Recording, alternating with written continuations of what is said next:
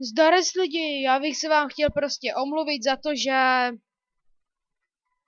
Počkej, já se odkašlu, prostě dneska mě nějak špatně. No, jak jsem tam vkládal ty videa z toho čarovného Minecraftu, takže jsou hrozný, že je tam strašně slyšet zvuk, takže za to se vám fakticky strašně omlouvám.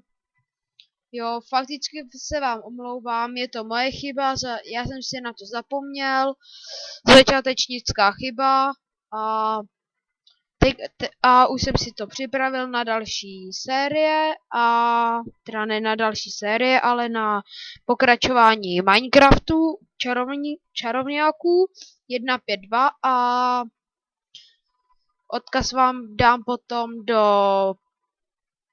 Ne, nebudu vám to tam dávat a budeme asi natáčet s Rafim čarovný Minecraft, jestli teda se nám podaří založit server.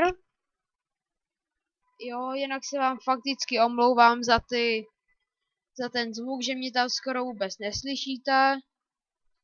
Ale už jsem to vymyslel, takže mě budete slyšet dobře. Jo, bude to všechno v pohodě, klid, pohodička a... Ježiši, já tady natáčím. No to nevadí. No prostě bych se vám chtěl omluvit za to, že jsem prostě dělal takovou blbost, že jsem si ho nestěšil. No a takhle to vynahradím dalším videem a uvidíme se asi zítra. Zítra budu asi natáčet další díl a tak dál a tak dál a tak dál a to je asi všechno, tak já to pro teďka ukončím a čauec!